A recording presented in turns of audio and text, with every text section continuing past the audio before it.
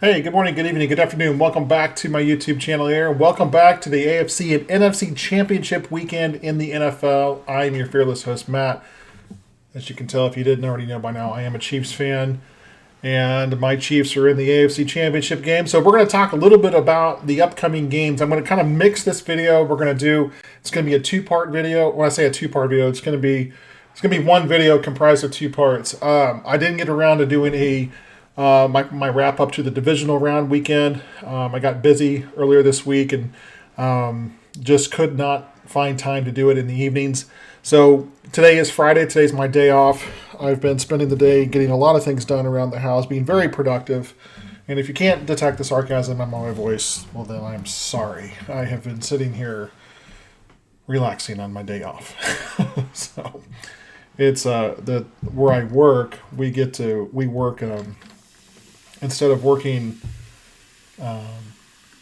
80 hours over 10 days, or 10 working days, I work 80 hours over 9 days. So I get every other Friday off because of it. So I get the same amount of work in, but you get your Fridays off. So, and the way you get around that is by basically not taking a lunch hour. You eat at your desk, and instead of taking a lunch hour every day, you work during your lunch hour and you eat at your desk. So you get more stuff during the day, and the trade-off is you get every other Friday off. So it works out nice. It's a nice benefit that my company has, and I truly do enjoy it because the Fridays off, I really do look forward to those.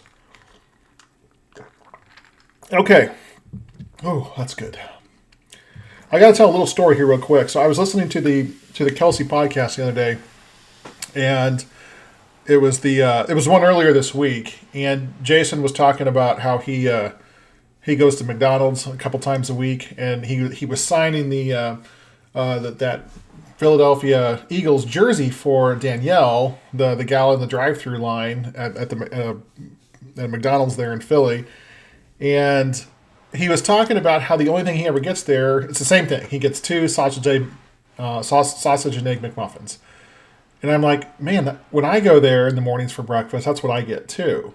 And I get the buy one, get one free on the app.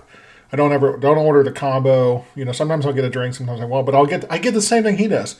And at the time when I was listening to it, I was cooking on my Blackstone in the garage, and I was sitting in my chair and I was listening to this. And I was kind of chuckling that Jason Kelce orders this. The only thing he orders at McDonald's is the only thing I ever order at McDonald's. And I was drinking no sponsorship here. I was drinking a wild cherry Pepsi at the time. But he was talking about how he got he got his order wrong that day, and he normally orders a large coffee. And this time, instead of giving him a coffee, they mistakenly gave him a large Coke, and he was talking about how the Coke went straight to his head, and he was like, it was the best sugar rush he's ever had. And I was kind of chuckling, and then Travis said, he's like, yeah, but, cherry Pepsi is the wild cherry Pepsi, and that is the best. And I'm sitting there thinking, Jason Kelce is talking about he eats the only thing I ever eat at McDonald's. And Travis is talking about wild cherry Pepsi is the absolute best. While I'm drinking a wild cherry Pepsi, I just thought that was kind of funny. So, little funny stuff. I do enjoy the New Heights podcast that comes out every week. I don't get a chance to listen to it every week, but it is entertaining to listen to those two guys. They are very, very likable human beings. So, So this past weekend, let me switch over here to the Espen. You guys remember that? Do you remember the commercial back in the day? It's like, that's why I read Espen the magazine.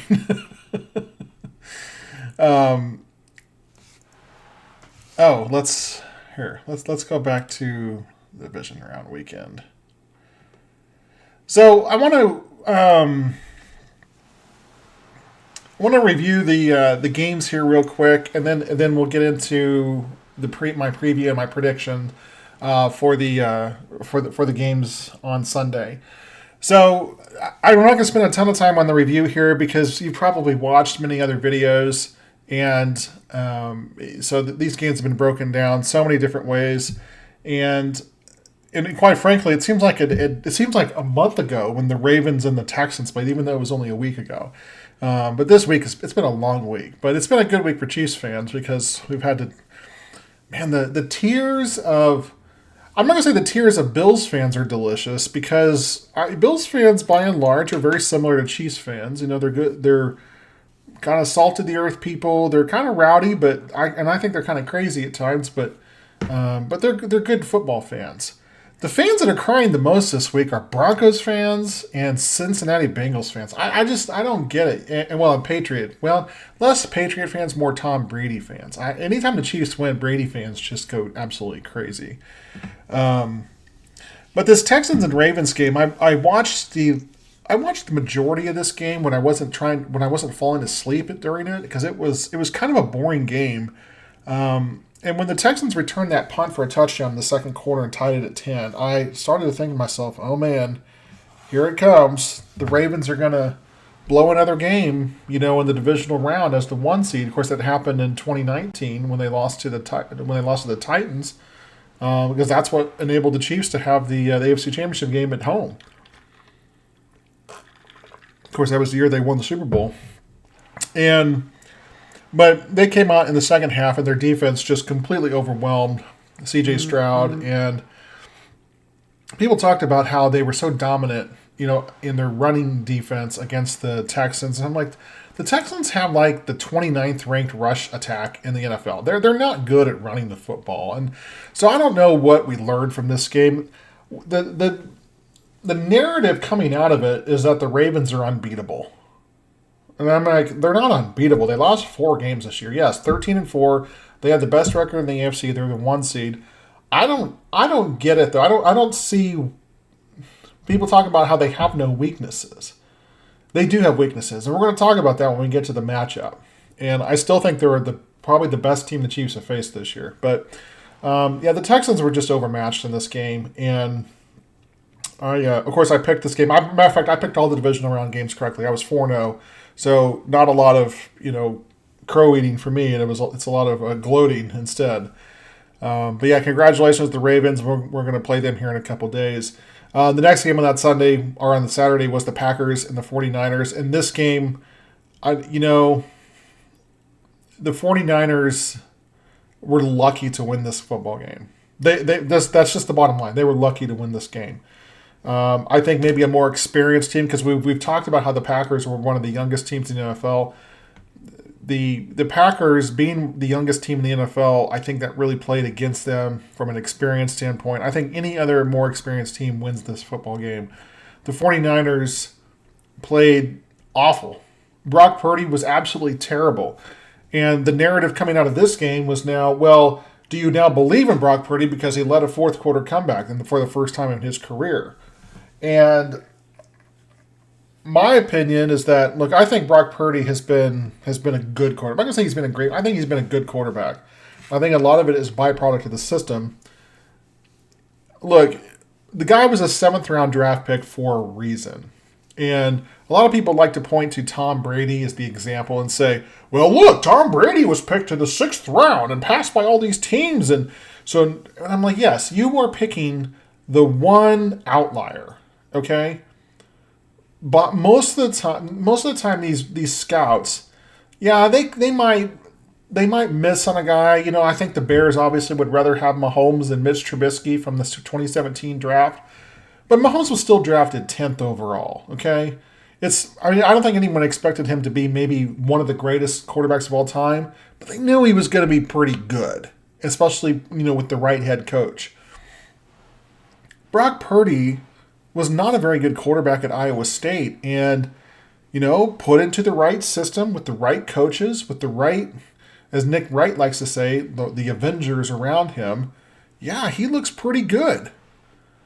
And he's been invited to the NFL honors next weekend for the MVP award, which he's not going to win it.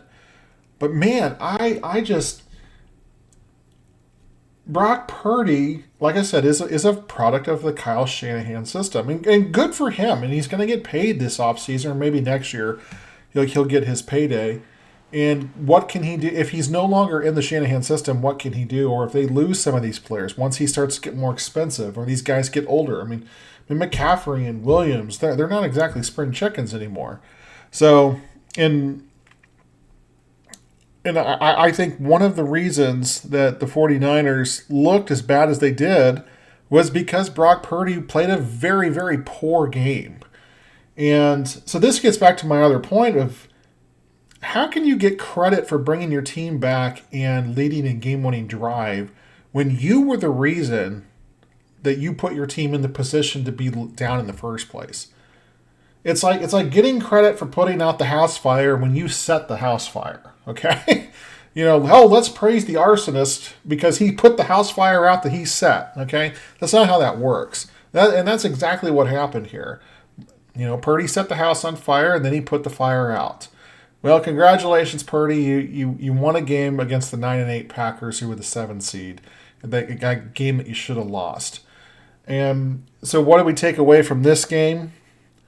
Look, the 49ers have a great roster. They're not unbeatable. They're 12-5, guys. Come on. This is not the 85 Bears. This is not the 86 Giants. This is not the 91 Redskins. Teams that were just far and away superior than anybody else in the league. And I feel the same way about the Ravens, too. The way that the Ravens are talked about is like they have no weaknesses, and they do have weaknesses. So we'll talk about the Chiefs and Bills here in a second. Lions over the Bucks. This game was, it was a very close game for 3 quarters, and then obviously the Lions took over in the 4th quarter, won the game. Very weird thing at the end of the game where the Buccaneers didn't use their final timeout, and if they would have got the ball back with about 30 seconds and down 8. Now, would they have had anything to? Would they have scored a touchdown and a 2-point conversion to tie it? Probably not. I mean, I'd probably put it at 3% chance that would happen. But it was so weird. It was a very weird end. And it wasn't that they could have run the clock out, or there would have been like 11 seconds left. But the reason why there would have been 30 to 35 seconds left is because the Lions, they screwed up the kneel downs. So so to me, that is a microcosm of a larger issue with the Lions. And I think the Lions, I'm thrilled that they're here. I think they've had a marvelous season. It's a great story. But it's the attention to detail, and it's the attention to the little things, and I think it's going to come back and bite them. And honestly, I think as we're talking the picks here, I'm probably going to pick them over the 49ers. But we'll see. But again, I think both the NFC teams are incredibly flawed. I think they're definitely the two of the weaker teams that are left in the field. Obviously, the Chiefs have the worst record of all the teams left. But does anybody want to play the Chiefs right now? Does anyone want to play playoff Patrick Mahomes and playoff Andy Reid and, dare I say, playoff Marquez Valdez-Scantling? Goodness gracious, where did that come from?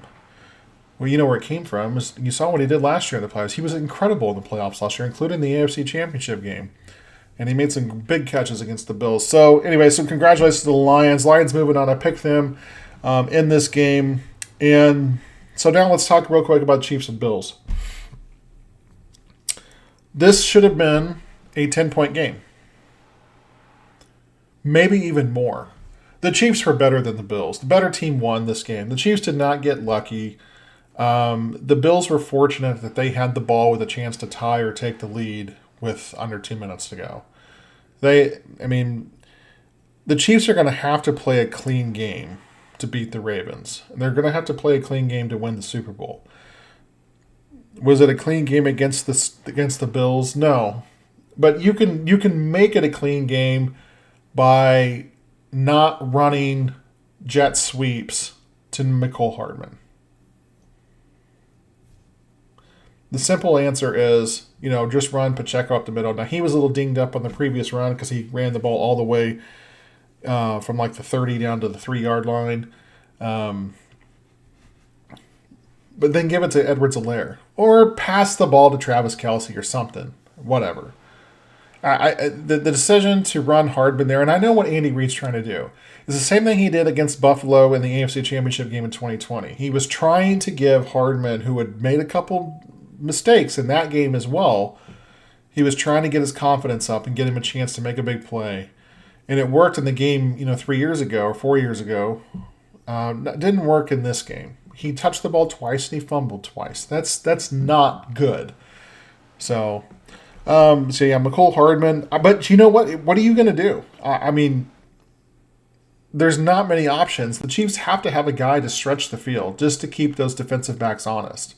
So they're not just crowding the box and holding Pacheco to 2 yards a carry. So it's going to be interesting to see what the game plan is against the Ravens, which I think the Ravens can be got over the top. Again, we'll talk about the defensive alignment for that the Ravens that the Chiefs are going to see there. So as we look here, this is the conference championship. This is what I picked, as of last week. So I was perfect 4-0. So I'm 7-3 in the playoffs so far. Obviously, I missed the 3 first-round games in the NFC. I was 0-3 in the NFC. I was 3-0 in the AFC. I have not missed an AFC game yet. So this is exactly as I picked it in the AFC.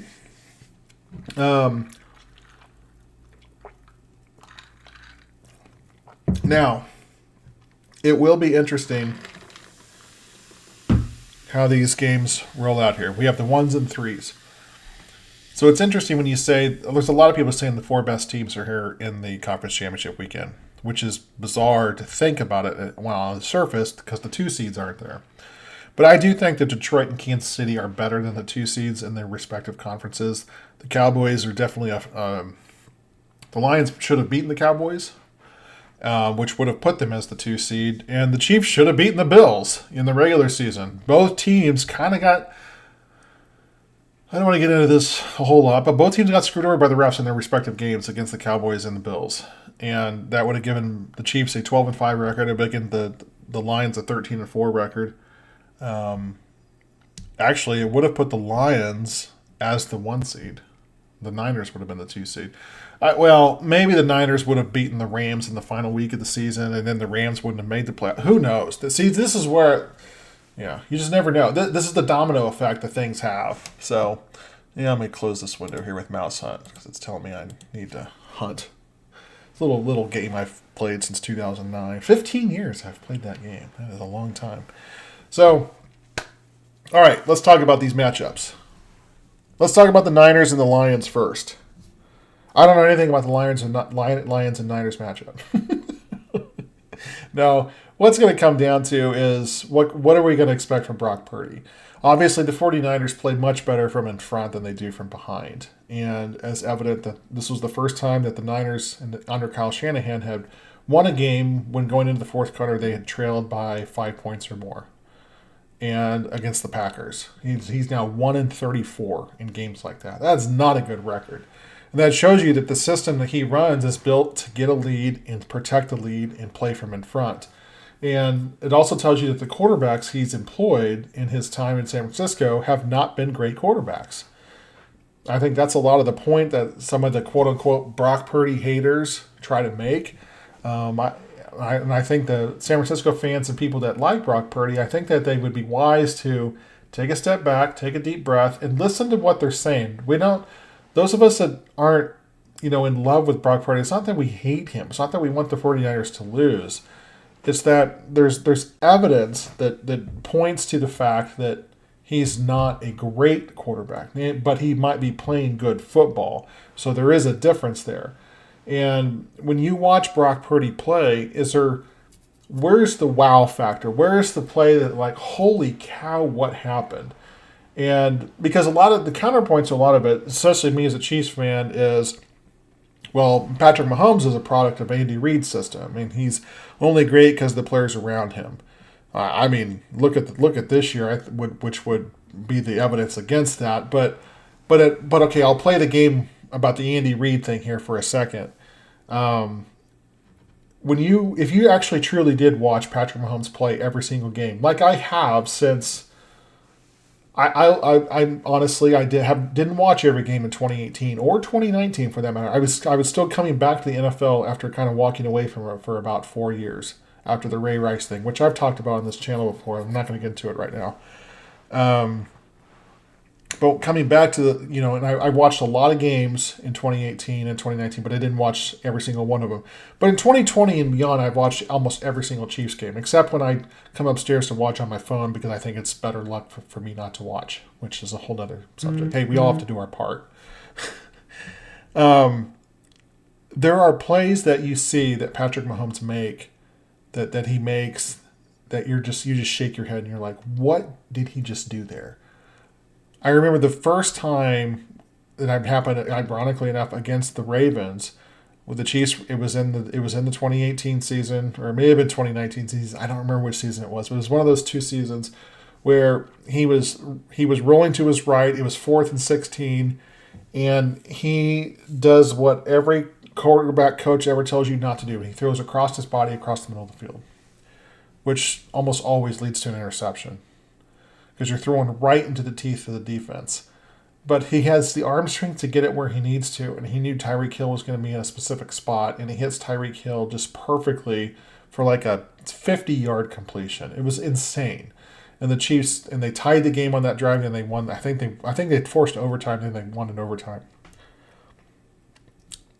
That was one of the first times I was like, wow, what a throw. Of course, obviously the game against the Rams in 2018, the 54-51 loss to the Rams, that was just the Mahomes and Goff shootout. It was just an unbelievable game. The left-handed pass on 3rd and 6 against the Broncos on Monday Night Football, when Von Miller is about to decapitate him, and he switches the ball to his left hand and kind of shot puts it. Not shot puts it, but definitely he didn't. It wasn't a perfect spiral, but he puts it into his left hand and just kind of chucks it over to Tyreek Hill, because there was no way he could throw it right-handed at that point. Now granted, I haven't watched a ton of 49ers games, except games when maybe they're on, they're like the game of the week or it's on prime time. I don't see Brock Purdy making plays like that. I really don't.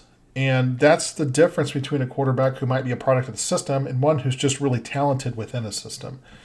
And the other thing is that it drives me crazy when we have to compare guys like him to the all-time greats. And Mahomes is an all-time great already. But anyway, I'm kind of digressing here. The Lions are a good, very good team.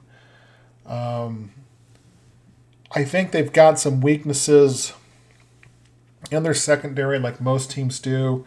I think, by and large, all four of these teams have an Achilles heel, and the Niners and the Lions, they both had the same one, so it's going to be hard to exploit the other one, because I think that it's going to be kind of a wash.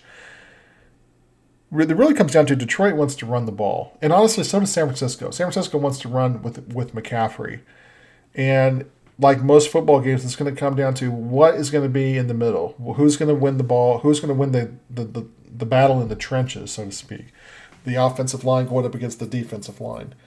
San Francisco doesn't have a great defense by any stretch of the imagination. Some people will claim it is, but I just don't see that. And their offensive line is a weakness. Obviously, Trent Williams is probably the best tackle in the game, but outside of Trent Williams, their offensive line is nothing that's that great, or actually it's pretty poor after that.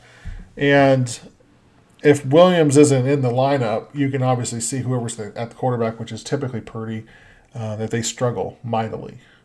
And so in this game, which is obviously going to be played in Santa Clara, Niners on the edge of going back to the Super Bowl for the first time since 2019.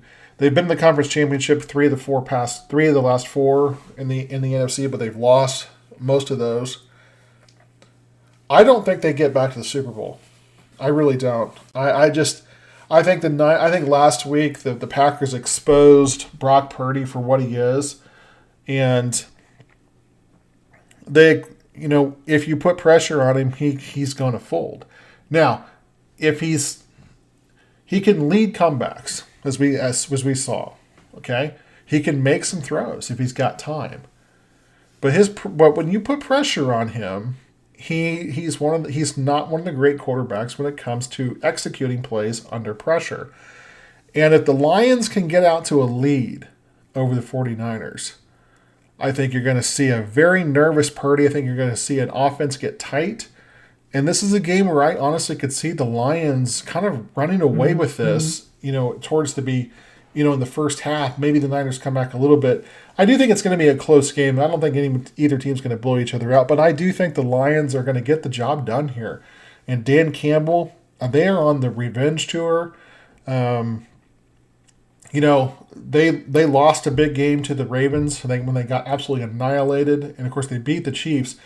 And so when the Lions look to the AFC for a potential Super Bowl matchup, they see a team like the Ravens they want revenge on, and they see a team in the Chiefs where I think they want to play them again as well, because there was a lot of people that, like me included, that said, well, it was kind of a fluky win because of all the drops and the Kadarius Toney issue. And the fact that Chiefs were not full strength in that game. They didn't have Travis Kelce. They didn't have Chris Jones. It was a very weird Thursday night game to start the year. I'm getting tons of messages here on my phone.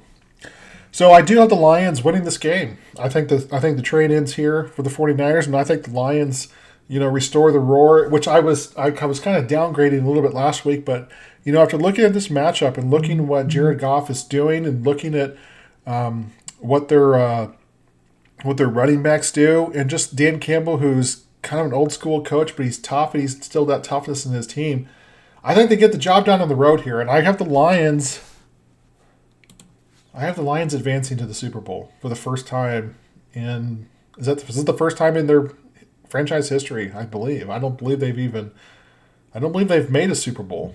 I know they've won an NFL championship, pre-merger, but that was like back in the 40s or 50s. So they've never won since the merger. Well, they've never been since the merger. I do know that. All right, Baltimore and Kansas City. They might as well not even play this game.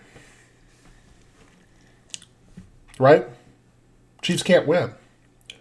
Baltimore is undefeated. They've not allowed a single touchdown all year. They are... Lamar Jackson has 100% pass completion percentage. They've never been stopped. They've never punted. Wait a second. No, that's Madden. That's Madden football. What am I thinking about? Of course the Ravens are beatable. I have watched so many analysis videos of this game. From CBS to ESPN to Fox Sports to Barstool to PFF, which I cannot stand those PFF guys. If those guys would cry anymore, they would be bigger babies than elephants. And right now, elephants are the biggest babies in the world because they're born at 250 pounds. But the PFF guys are just as big babies with the Bills losing. My goodness, those guys were crying on their analysis of the divisional round. And the analysis of this game, from everybody outside of Nick Wright, who sometimes you have to take what he says with a grain of salt because he's a major, major Chiefs fan.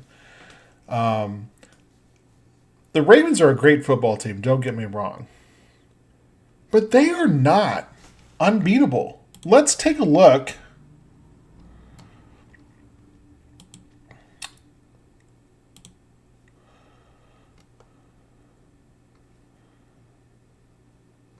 Here, let's back this out so maybe we can... Yeah, so here we go. We can see everything here on the screen. This is what the Ravens did this year. This was their season. Now, so we can see that they lost an overtime game to Indianapolis. They lost a game at Pittsburgh. They got swept by Pittsburgh. They lost 17-10 to Pittsburgh in both games. And they lost to Cleveland 33-31. Okay, so in a Week 2 win, they gave up 24 points to the Bengals. In a Week 8 victory over the Cardinals, they gave up 24 points. They gave up 20 points to the Bengals in a win. They gave up 31 points to the Rams in a win. And then the last 3 weeks prior to the playoffs, where if you take out the Pittsburgh game, they held their opponents to 19 points or less, which is weird because people kept talking about how they beat 4 consecutive playoff teams. And I'm like, 4 consecutive playoff teams? Like, Jacksonville didn't make the playoffs. It's like, it's funny. People don't want to give credit to Jacksonville for, and they didn't make the playoffs. It's like people wanted to have it both ways with Jacksonville. But anyway, yeah, they played. It was 23-7 victory, and then of course they had they really handled the Dolphins and the 49ers. Of course, the Dolphins, they just started to lay down there. So they've had some good wins. So they've had, let's count them up: 1, 2, 3, 4, 5. They've had 5 wins where they've allowed single digit points. So that's nothing to sneeze at. But again, they've given up they've allowed twice teams to get in the 30s on them. And one time they lost one of those games. The Chiefs have given up 30 points. They gave up 35 to the Eagles in the Super Bowl last year. Before that, you got to go back to the 2021 season to find a game where the Chiefs gave up more than 30 points. Guys, the Chiefs defense, just the past 2.5 years, they just don't give up 30 points at all. They just don't do it. Matter of fact, the last time that it happened was against the Bills in that epic divisional round game from 3 years ago in the 2021 season. I mean, that was eons ago. So what do we take away from here? Let's switch back over here to this one. What do we take away from this game? One thing I did notice when I was looking up some stats was that Lamar Jackson, he is sacked almost 25% of the time when he's under pressure. And you saw in the game against the Texans, especially in that second quarter when they were blitzing, the Texans blitzed almost 75% of the snaps, which was just a ridiculous amount. Now, you blitz that many times, you want to get home. Now, the Texans don't have a great defense. Like, the Chiefs do have a great defense. And so if you get pressure, when 1 out of every 4 pressures gets to the quarterback and brings him down, you're going to be successful. Lamar Jackson runs. And this is the thing that people are talking about. Oh, Josh Allen had this great game against the Chiefs. He ran for all these yards, and Lamar Jackson's a better runner. Yeah, Lamar Jackson's a shiftier runner, but he's not hard to bring down. Josh Allen is a freight train. And the Chiefs they didn't put as much pressure on Allen because first of all, Willie Gay didn't play in the game. Well, he played like 2 snaps because they were going in with him as the spy. And when he went out, they kind of had to shake out their defensive plan a little bit. Now, Willie Gay should be back against the Ravens. All the prognosis points to he is going to play. And I think they're going to institute a very similar defensive game plan with him keeping an eye on Lamar Jackson. Wherever he goes, he travels. He's going to travel with Lamar Jackson. Now, when you put pressure on him, like I said, he gets sacked about every 4 times that he's pressured. It's like 23%, so it's just under. It's just under that. So like 23% of the time he is sacked. That's like the second highest percentage in the league for pressures. Patrick Mahomes is one of the lowest in the leagues at taking sacks when under pressure. And of course, we all know that Mahomes under pressure is, he extends plays with his legs. Now, he doesn't scramble like Lamar Jackson does, but I do think that Patrick Mahomes is the best scrambling quarterback because when he runs, he's running for first downs. Lamar Jackson looks to run as part of the offense. The Chiefs don't have designed runs for Mahomes. Mahomes runs when the play breaks down, and he runs for first downs. He's very, very good at it. So when Lamar is on the field, and obviously you have to account for him running, the ideal thing to do is to play a zone defense. Because when you play man-to-man defense, you're playing into, you lose track of what's happening in the backfield.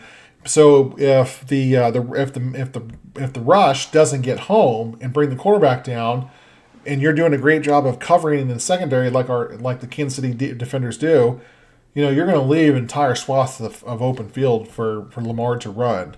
And the Chiefs defenders, they do better in man coverage than they do in zone coverage. So that's something that could be negated by the Ravens.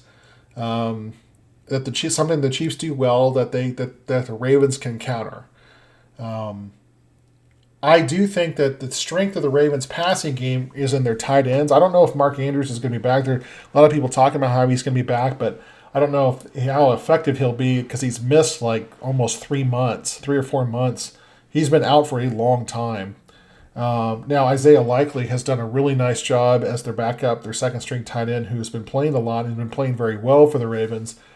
I think the tight ends definitely are a favorable matchup because the Chiefs linebackers, outside of Willie Gay, they're not great coverage linebackers. They're great at stopping the run and they're great at putting pressure on the quarterback. But when asked to cover tight ends, the Chiefs are going to really need their safeties to step up there. But the safeties, the Chiefs and Steve Spagnuolo would rather have those guys bracketing the receivers. And I do think that the receivers are. I mean, Zay Flowers has been a tremendous receiver this year for the Ravens. But I think the Chiefs' game plan should be to dare Lamar Jackson to throw the ball to the receivers on the outsides. That's where the Chiefs can have favorable matchups. And as long as they stay with the receivers, if they're going to play man, they've got to. I mean, Willie Gay or Drew Tranquil will have to play the games of their life if the Chiefs are going to play man. If the Chiefs play zone, I still think even a quarterback like Lamar Jackson can pick him apart if he's given enough time. So again, it all comes back to the defensive line against the offensive line of the Ravens. The offensive line of the Ravens is pretty good in pass coverage. When people talk about how they're a running team, the Ravens aren't the greatest run blocking team, but they've got good runners. Now, on the other side of the football, on the defensive side, there are some things that the Ravens can do, obviously, that can counter what the Chiefs want to do as well. The one thing that they're weak at, though, is their back end. Their back four, 5, 6, whether they're playing in a regular man or they're in a 4-3 or 3-4, whatever they play, or they're playing in their nickel or their dime defense. Their secondary can be had. And this is where it's going to be really important for guys like Mecole Hardman and MVS to extend the defense and get those guys to get them away from the line of scrimmage, stretch them out, because the Chiefs can hit big plays over the top against a defense like this. The Ravens have been susceptible to it all season long, even in games where they've won, with teams with getting big plays over the middle. The Ravens also are not the greatest at stopping the run. They're about like the Chiefs. They're in the lower third of the league when it comes to stopping the run. Now, they sack the quarterback almost as much as as a matter of fact, they have more. They have 60 sacks on the other Chiefs have like 58. So it's kind of a wash, but they get after the quarterback just like the Chiefs do, and they have multiple guys that can come in and bring the quarterback down, just like the Chiefs do. And it's one of these things where it's very similar talk to what I remember last year in the Super Bowl. Sorry, my eye was itching there. When people talked about how the Eagles, obviously with one of the greatest sack seasons in NFL history, how they were going to manhandle the Chiefs up front, and the Eagles didn't get a single sack in the entire game. The Chiefs' offensive line, especially the interior, is incredibly, incredibly solid. Now, the question is Joe Thuney going to play? Joe Thuney suffered a pectoral strain in the game against the Bills, and I believe let's take a look at the news here. Oh, Snoop Dogg claims the Ravens are the underdogs because of Mahomes. Well, I appreciate the confidence in Mahomes, Snoop Dogg, but Vegas still has the Ravens as I think a 6-point favorite. It's kind of crazy. It just doesn't say.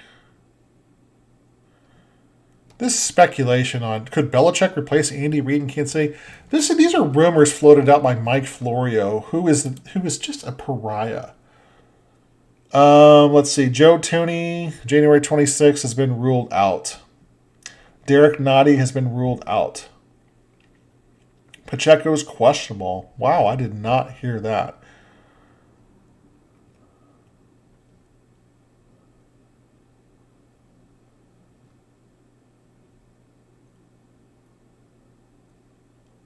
So Prince Tega Wanogo is back from injured reserve.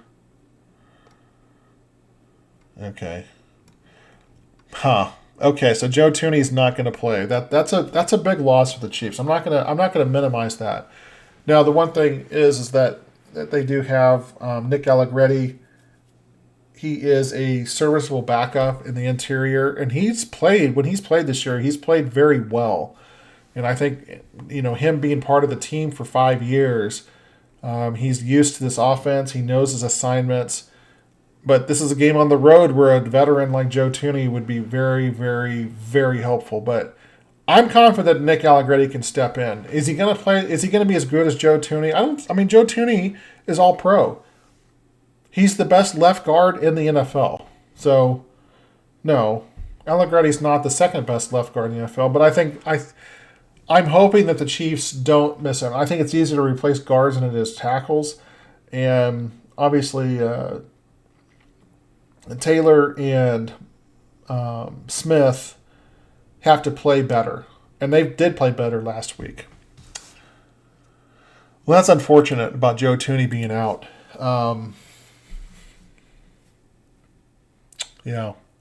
Like I said, though, I think Nick Allegretti can step up. So, Patrick Mahomes, though, when it comes down to it, this game, it's going to come down to the quarterbacks. Can they make plays? Patrick Mahomes is the best quarterback on the face of the planet, on the face of the earth. Okay? He may go down as the greatest quarterback of all time.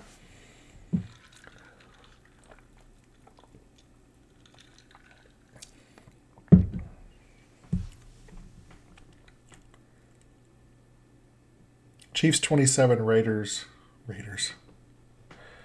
Chiefs 27. Ravens 19. I think the Chiefs defense keeps the Ravens at bay for the most part, and they kick a bunch of field goals. I think it's a very close game in the fourth quarter, and I think the Chiefs score a late touchdown to put some distance between them and the Ravens. And the Ravens, so I'm trying to think exactly what would happen here, but I think the Chiefs defense is going to come to play. And I think the offense is going to clean up some of the nonsense they had in the Bills game last week. And the nonsense is McCole Hardman, okay? Other than that, they played an incredibly clean game. Could have won that game by 17 points if the ball just kind of bounces their way. Usually in championship games, the officiating is fairly laid back and reserved unless things are extremely obvious. The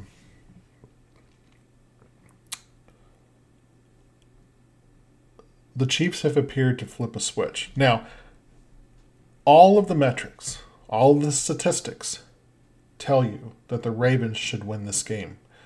They're at home. They have the better record. They've beaten better teams throughout the year. They've beaten more playoff teams than anybody else has. The Chiefs have beaten 2 playoff teams this year. Well, 3 now.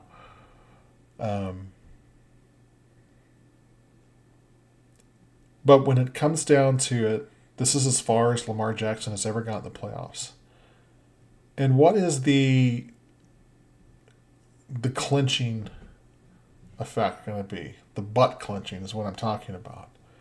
Are the Ravens going to be tight? Because the expectation is, especially after Lamar signed that contract, is that, hey, you have to take the Chiefs down. You have to get to the Super Bowl. You're a Super Bowl or bust team. For the Chiefs and Mahomes, this is just another AFC Championship game. Their 6th consecutive. Guys, the Chiefs are the most battle-tested team in the playoffs. Nobody wants to see Patrick Mahomes. Patrick Mahomes has a different gear for the playoffs. And it's only been thwarted twice. I'm not going to say it was thwarted by the Patriots in 18 because he didn't get the ball in overtime. And I'm not saying that he should have, because the rules state that you don't get it in overtime. Okay, you play and win under the rules that are there. But no one was changing the rules for us. That's another story. But he's been thwarted twice. In 16 playoff games. He is not going to go into Baltimore and get thwarted by a Baltimore Ravens team that multiple times this year gave up more than 30 points to teams that were not that great on offense. Are you kidding me? Are you kidding me? You're going to tell me that the Ravens are going to stop Patrick Mahomes? You're going to tell me that the Chiefs' defense is going to struggle against Lamar Jackson? This is one of the best defenses, the second best defense in the league. And the Chiefs have played much better. Even though the Ravens have won a bunch of games against playoff teams, they haven't won a bunch of games against great quarterbacks. And when they play great quarterbacks, they get scored on. And that's what's going to happen in this game. The Chiefs are going to score, and they're going to win. And they're going to go back to their second consecutive Super Bowl, and they're going to win back-to-back Super Bowls. And it'll be their third Super Bowl win in 5 years. Cementing the dynasty that I think is already there. But if you need 3 Super Bowl wins for a dynasty in a period of time, well, you know what? It's going to be, this is the period of time. The Chiefs are going to take care of business on the road. I don't want to hear any more about all these quarterbacks who are supposedly on the same level with Patrick Mahomes. It is not Mahomes' birthright to win it every year. But when I look at it as a biased Chiefs fan, okay? I'm a biased Chiefs fan. I got my Chiefs hat on. I got my Chiefs shirt on. I was going to say my Chiefs pants on, but I don't have Chiefs pants on. I just have regular pants on. Guys, this game is not difficult. And the reason why people think it's scripted is because the best quarterbacks typically win. There's a reason for that. It's because they're really, really, really good. Chiefs 27, Ravens 19. Chiefs move on to the Super Bowl to face the Detroit Lions. Because this is what the script writers really want. Because do they want that controversy? Do they want to hear all the stuff for 2 weeks about how the Super Bowl logo is 49er red and Raven purple? No, they don't. And this is the easiest way to dispel the fact that it's a script, that there's a script, is by actually following the script and putting the Lions and the Chiefs in the Super Bowl, a rematch of Week 1 when the Lions got lucky with the win because Kadarius Toney forgot how to catch the football. Back-to-back champions. It doesn't matter. It doesn't matter. The Chiefs could lose this week. It'll be fine. I'll still be here to break down the games. I'll be sad. Guys, this is not a hard game. It's not a hard game. The best quarterback usually wins. And the best quarterback is Patrick Mahomes. He's the best quarterback I've ever seen. He's the best quarterback you've ever seen. And he's the best quarterback we'll see for probably 50 years. That's the video. Thanks so much for watching. If you like this video, please give it a thumbs up. Consider subscribing to my channel for more content. I will be back with Madden simulations probably tomorrow night. We'll see what the computer thinks of the Chiefs and Ravens and the Lions and the 49ers. We're going to do 20 simulations for each team to make it have a little more data here, see what we can come up with. We'll see what Madden 24 thinks of this weekend of games. Thanks so much for watching. I hope you enjoyed it. Leave a comment down below. Let me know if you like this video. And if you don't like it, if you're a Ravens fan and you're like, man, Matt, you're such an idiot, tell me I'm an idiot down below. It helps the algorithm. Thanks so much, guys. We'll talk to you later. See you now.